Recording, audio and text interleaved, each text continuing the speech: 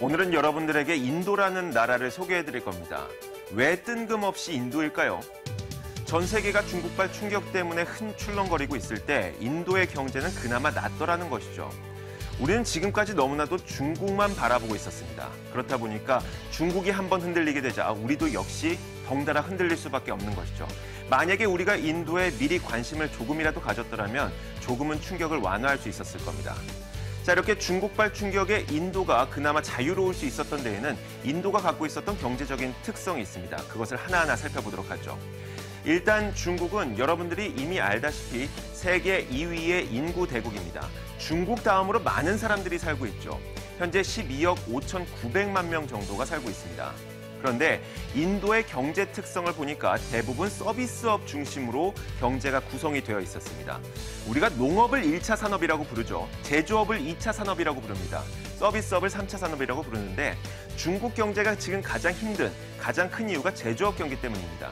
그런데 인도 경제는 대부분 3차 산업, 즉 서비스업 위주로 이루어져 있다 보니까 중국의 제조업 경기 부진이 인도에 미치는 영향은 그렇게 크지 않았던 것이죠. 또 한 가지 특징을 살펴보면 이런 것이 있습니다. 인도의 경제적인 특징 가운데 하나가 바로 이것이죠. 중국과의 교역량이 그렇게 많지는 않다는 것입니다.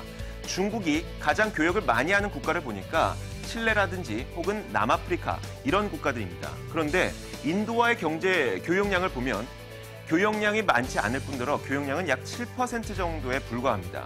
그렇기 때문에 중국 경제가 이렇게 부진함에 있어서도 인도가 받는 충격은 그렇게 크지 않다는 것입니다. 또 한 가지가 있는데요. 최근에 국제 유가가 크게 하락하고 있죠.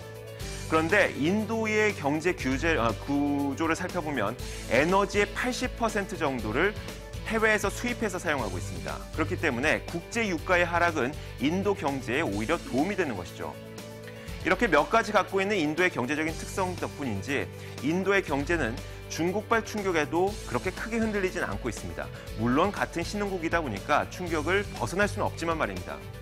그래서 이 해외 주식형 펀드에 투자했던 자금을 보면 대부분의 자금들이 마이너스 손실을 기록하고 있음에도 불구하고 오히려 인도에 투자했던 주식형 펀드의 자금은 플러스를 기록하게 됐습니다. 게다가 외국인들의 자금 흐름을 보더라도 비슷하죠. 대부분 신흥국에서 외국인 자금은 유출되고 있습니다. 이탈하고 있죠. 다시 미국으로 자금이 흘러 들어가고 있습니다. 하지만 그럼에도 불구하고 인도로의 자금은 외국인들이 유입되고 있는 그런 모습이 나타나고 있습니다. 그렇다고 무작정 인도의 경제가 좋다고 이야기하는 것은 아닙니다.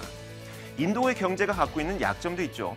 실제로 얼마 전까지만 해도 인도가 발표했던 이 실물 경제 지표를 보니까 산업 생산 그럭저럭입니다. 그리고 PMI 제조업 지표도 역시 횡보세, 그럭저럭 이런 모습을 보이고 있죠. 게다가 인도 경제 가운데 16%를 농업이 차지하고 있습니다. 농업의 경제 규모가 그렇게 크지 않다는 것이죠.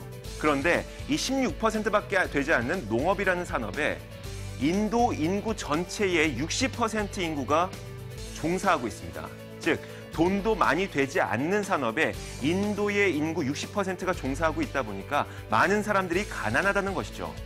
그렇기 때문에 인도 경제가 단순히 좋다고 이야기할 수는 없는 겁니다. 결론적으로 얘기하자면 이런 것이죠. 인도가 앞으로 중국을 대신할 것이다. 그런 건 아닙니다. 중국에서 이제 인도로 투자를 방향을 바꿔야 된다.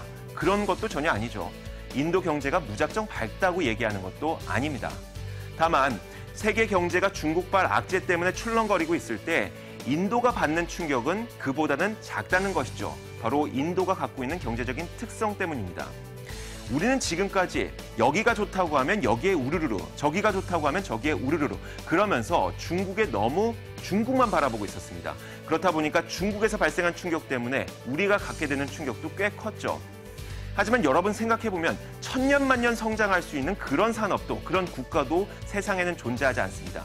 언젠가는 여기에서 충격이 발생할 수도 있는데 이런 충격이 발생할 것에 대비해서 우리는 항상 대비책을 마련해 둬야 되는 것이죠. 시장을 읽는 남자 오늘의 이야기는 여기까지입니다. 앞으로도 여러분들의 궁금증은 계속 받도록 하겠습니다. 자, 여러분들의 궁금증 우리가 항상 3개의 통로를 열어놓고 있죠. 오마이스타 홈페이지 시청자 게시판에 올려주시거나 혹은 카카오톡 문자 메시지를 통해서 제게 궁금증을 올려주시면 됩니다. 시장을 읽는 남자였습니다.